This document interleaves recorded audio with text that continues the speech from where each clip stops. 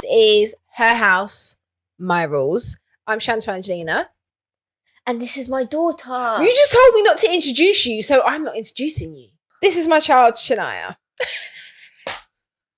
Why did you do everything wrong? All right, anyway, you're going to introduce yourself? Yeah. And I'm Shania. And I'm 15 years old. And yeah. And no one cares. No joking. I'm joking. I love you, innit? All right, so I kind of wanted to have a platform where people could see the relationship between a mother and daughter. I do think there's a lot of conversations that we have together that a lot of parents don't get to have with their children. I wanted to kind of bring it to the forefront and have that conversation with you on air. How do you feel about that? Great. I can still punch you up. I said great. It's fine. Yeah, but I can sense the sarcasm in your voice. Anyway, let's start with talking about the rules that I have at home. What rules do you think are in place at the house? Are in place that I think are fair, or just go with what rules are in place at the house, and then we'll talk about is it fair afterwards. I have to do the dishes every day.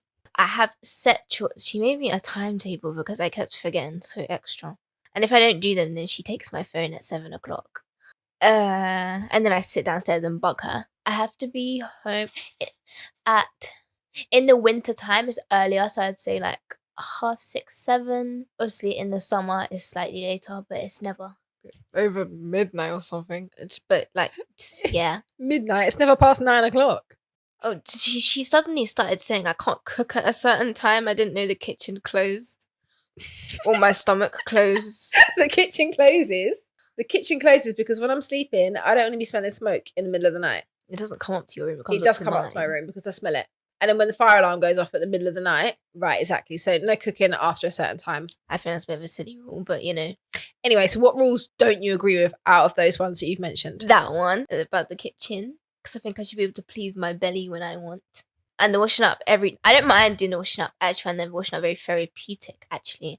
But I don't think I should have to do it every day. Like, there should just be some days where, like, it's like, she'll be like, oh, don't wash now. Like, I'll do the washing up today. There are some days when I do the washing up. Thank you very much. When's that? In next life?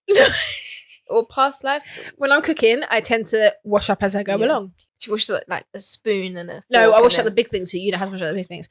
Anyway, okay, so that's one rule you're not quite getting with. What other rules do you not quite get with? Not agree with anything else. Everything else is fine. So the having to be in at a certain time, that doesn't bother you at all? Sometimes it does. But what would you say was a suitable time to come home in the summer? Summer? Like summer, it doesn't really get dark. And I think it depends who you're with. Like what friends your parents trust and well. Yeah, we'll get to that part as well at some point. 10:30 in the summer? What time? You're not even old enough to buy deodorant yet. Yes, about I letting am. out till 10:30. No, you know, you have to be 16 over. Right, exactly. What about in the winter? Do you understand why I changed the time to make it a few hours earlier? Yeah. And why is that? Because it gets dark. Okay, and what could you face coming home in the dark? What could be an issue? Why do you think I do it? Is it because it makes me feel better? Well, yeah. Like that. Or is it for your own safety? Both. Okay, so the part where it's for your own safety, what things do you think are lurking outside? Because I'd like to know how clued up you are on what actually goes on outside. There's not even just like men, but like there's weird people around that go around taking kids, whatever they do with kids. It's a lot of weird people. So it's not the fact that I know it's not that you don't trust me, it's that you don't trust other people. Do you feel like, I mean, I feel like most of your friends kind of have to be home at a certain time as well. So it's not just you. But do you feel like any of them kind of push the boundaries to the point where they're out later than they should be? Or I think everyone's parents have different rules. So I can't really say they're pushing the boundaries because it's not really a place to say. Okay. Well, have you ever felt that you've needed to get away from a situation by being out later than you should? Because there was that one time that you ended up coming home 2 hours late. I can't remember what happened to you. I wasn't even with friends. This was my cousins. Yeah, that was the time, wasn't it? Was that the time that weird person was following you up the road? No one's ever followed me. Yeah, there was a time you called me. You called me on the phone once. No, I thought someone was following me. And then you got really worried. Right. That wasn't that day. And then when I came home late that day, I didn't call you for anything. I waited till I got home. I didn't want to speak to you till I got home because I was scared. Really? So, okay. scenario. So obviously, with what's happened recently as well, in recent events with that little girl getting taken by the man, and that was in broad daylight. So you have to understand my concerns as to why I want you back early and why I don't like you out after a certain time. However, that was all big daytime morning activities. Like, I'm not going to ask you what you do in that situation because I don't think any of us would actually even know, and it's not even something you think about. However, do you feel like you'd be prepared in that situation? Like, do you know that those kind of things can happen, even with you just walking from home to school? Yeah. Bearing in mind how close you live to the school, you do know.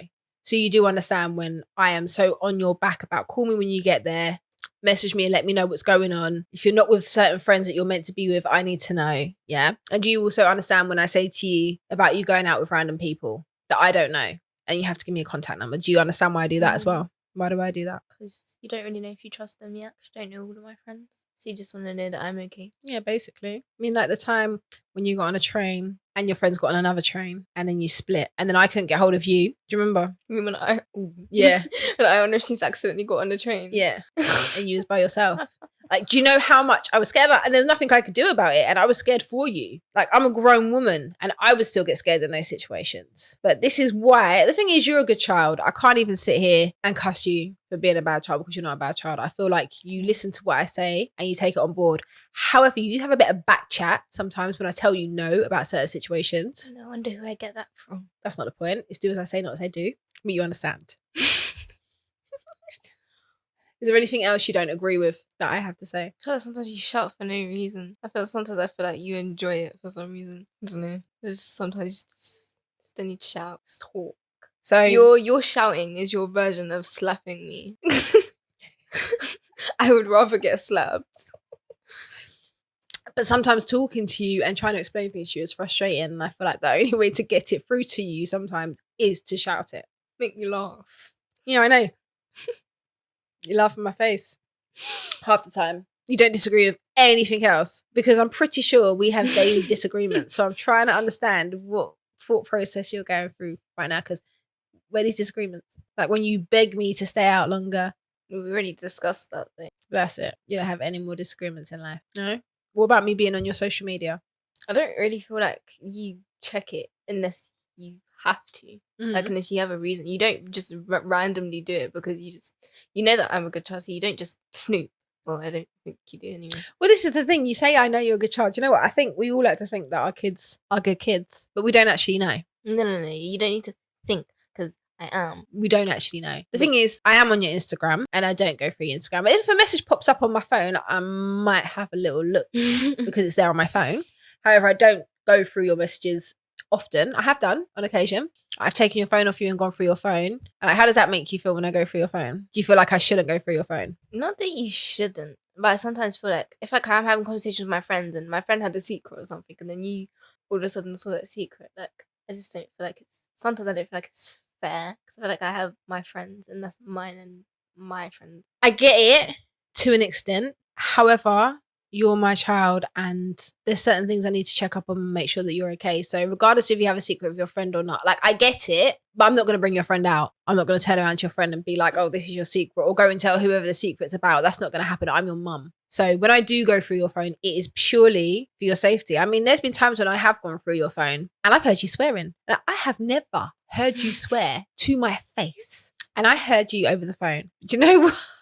How did you hear me over the phone? Not over the phone, over Snapchat. You was talking to your friend and it was a voice note and you swore. I think you might have even sworn about me. I think you said that I was annoying. I think that was the conversation that I listened to. But I couldn't and I wouldn't tell you off because I definitely probably said it about my mum. Sorry, mum. I definitely probably said it about my mum, but there was no recordings. We didn't have internet. She couldn't check up on me. She didn't know what I was doing. She had to trust that I was being honest with her. And most of the time I was. Most of the time. But yeah, like she couldn't check up on me. So when I heard you say that, I was just like, all right, cool. Cool. Say it to my face. Say it to my face and you might have to call social services. No, other than that, nah.